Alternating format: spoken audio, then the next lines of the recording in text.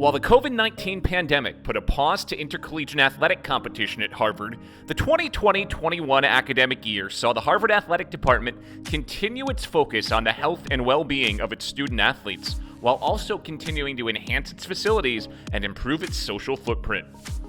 2020-2021 ushered in a change of leadership in the department. Erin McDermott started her role as the John D. Nichols Class of '53 Family Director of Athletics on July 1st. McDermott brings 25 years of athletic administration experience to Harvard. Under McDermott's leadership, the athletic department moved forward with the creation and completion of a number of ambitious initiatives. In August, the department announced the formation of the Harvard Athletics Diversity, Inclusion, and Belonging Task Force. Made up of student athletes, coaches, and administrators, the group has spent the year working to advance an anti-racist culture within Crimson Athletics and the greater Harvard community. At the same time, Harvard men's basketball coach Tommy Amaker launched the McClendon Minority Leadership Initiative in partnership with Kentucky's John Calipari and more than 30 other college basketball coaches. This coach-driven initiative provides minorities a jump start to their careers through practical experiences, opportunities to build their network, and to instill the values of John McClendon: integrity, education, leadership, and mentorship. Its ultimate goal is to expand and enhance the pipeline for minorities interested in pursuing careers in athletics administration. Harvard water polo coach Ted Minnis was named to the USA Water Polo Racial Equity and Reform Task Force. The task force is made up of Minnis and 8 other members of USA Water Polo, and it is focused on working to address topics such as zero tolerance of racism and bias, access to increased participation in water polo from a diverse range of communities, educational tools to promote water polo as a respectful and fair community, and the expansion of resources for the promotion and tolerance of all. Also over the summer, the department unveiled a refreshed brand identity, including new logos, fonts, and design elements to ensure a consistent look across the department. This included the redesign of GoCrimson.com, improving the site's look and user experience. Harvard also released an improved Harvard Crimson mobile app for use on smartphones and tablets. Coaches, strength and conditioning staff, and support staff also continued working with student athletes who were participating remotely in the fall semester. Ongoing athletic training, physical and mental health support, and nutritional telehealth care was provided to all enrolled student athletes. In September, the department launched Grow, Play, Achieve, a new program designed to give all Harvard students a chance to grow, play, and achieve through physical activity, personal development, and community activities. Throughout the year, Grow, Play, Achieve hosted webinars and virtual discussion groups. It offered digital group workout opportunities like Zumba and yoga, and offered esport competitions and trivia. Harvard coaches partnered with resident staff to help students set new goals for physical activity. Students who participated in Grow, Play, Achieve earned prizes through the CrimZone Rewards app. The fall also saw the creation of the Harvard Athletics Black Varsity Association. Founded by women's rugby's Achille Agata, women's volleyball's Grace Allen, women's tennis's Annika Bassi, and women's tennis's Chelsea Williams, the group grew throughout the year with a focus on enhancing the Black student-athlete experience at Harvard. During the year, the group hosted a number of virtual events, including speeches and presentations from a number of prominent coaches, activists, and public figures, along with roundtable discussions on a variety of issues. At the end of the year, the group hosted a virtual banquet that featured awards, student performances, an alumni student reception, and a talk from Jennifer King, assistant running backs coach for the Washington football team and the first Black woman to become a full-time coach in the NFL. In October, the NCAA announced that Harvard would host the 2025 and 2026 men's and women's lacrosse championships in partnership with Gillette Stadium. Harvard has already hosted the NCAA men's lacrosse championship 5 times at Gillette Stadium, most recently in 2018. The addition of the women's championship to the event means that all of the nation's top lacrosse teams will play for a championship on the same weekend at the same venue and with the same level of institutional support. The fall also marked the next step in the department's facilities improvement process. Funding was secured for the renovations of both of the rowing boat houses and the wrestling facilities at the Malkin Athletic Center. In October, work began inside the Malkin Athletic Center on the wrestling team's $7.5 million facilities upgrade. The project was completed this May and has improved the practice facilities for the team inside the wrestling room at the MAC and upgraded the sports medicine facilities there. In December, Harvard women's basketball coach Kathy Delaney Smith was named the 2020 Positive Impact Legend by the Positive Coaching Alliance. Delaney Smith has been at the helm of Harvard women's basketball for 39 years and has led the Crimson to 617 wins.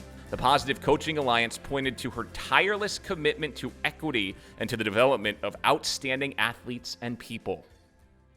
The new year saw some new hardware for three members of Harvard's men's hockey program. Harvard sophomores John Farinacci and Henry Thrun, along with coach Ted Donato, were part of the gold medal-winning Team USA squad at the 2021 World Junior Championships. As Coach Donato watched from the bench as an assistant coach, Farinacci scored 5 goals and had 2 assists in the tournament, while Thrun was one of the top defensemen for the team throughout the tourney. Team USA earned gold with a 2-0 win over Canada in the final. In June, it was announced that Harvard women's hockey head coach Katie Stone earned USA Hockey's Distinguished Achievement Award.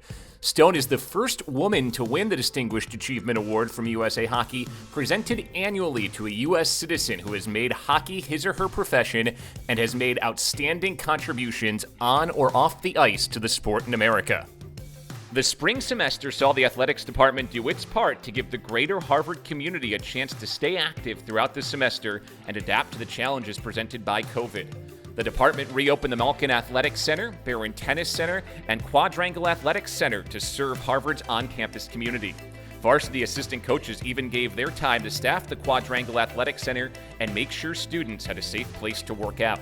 The athletic department also partnered with the college to provide free exercise equipment to all in-residence students and staff.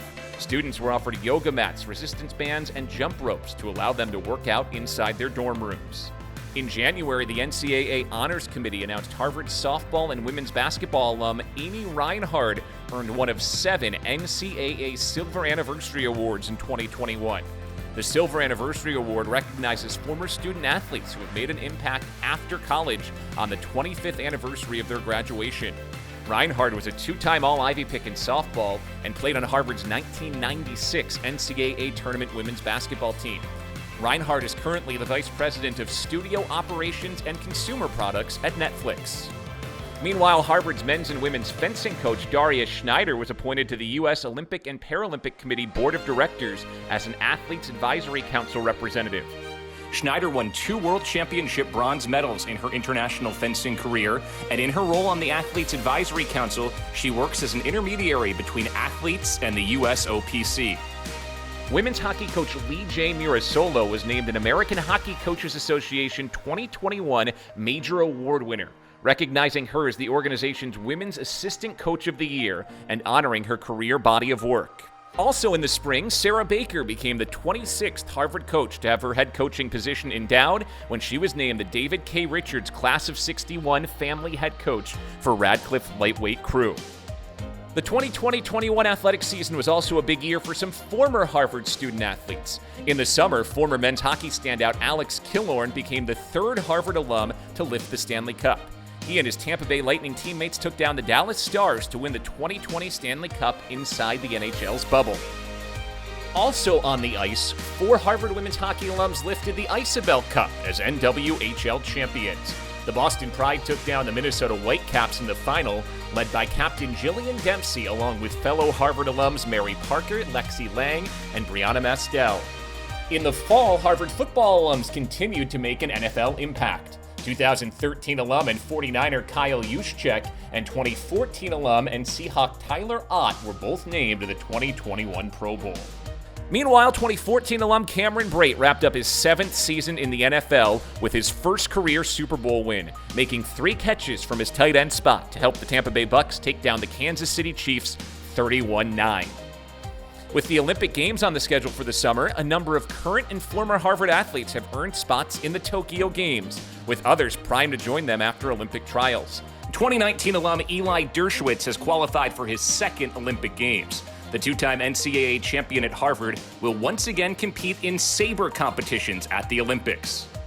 Harvard women's soccer's Midge Purce is also working her way toward the Olympic Games. Purce has become a mainstay on the U.S. women's national team roster, playing in 4 games already this season for the club.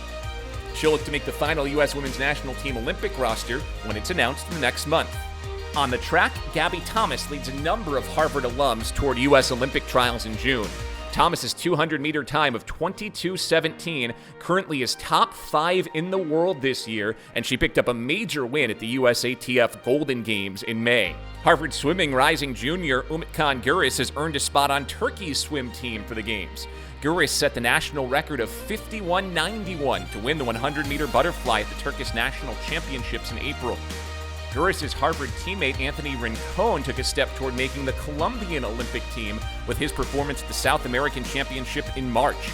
Rincon won 3 gold medals at the South American Championships, taking the 100 and 200-meter backstroke titles, as well as winning the 4x100 medley relay. 3 other Harvard swimmers, Dean Ferris, David Abrahams, and Eric Katz, were 3 of the 9 current Harvard student athletes named elite by the U.S. Olympic and Paralympic Committee. As part of this ranking, Ferris, Abrahams, Katz, fencing's Elizabeth Tartakovsky, Jeffrey Tourette, and Mitchell Saran, men's rowing's Clark Dean, and women's rugby's PK Vance and Cassidy Bargell have been identified as potential U.S. Olympians in 2021, earning travel expense coverage and additional access to Team USA coaches. Meanwhile, 13 members of the Harvard women's swimming and diving team have also qualified for U.S. and international Olympic trials. With more than a month to go until the Games, more Harvard athletes are hoping to qualify in the coming weeks.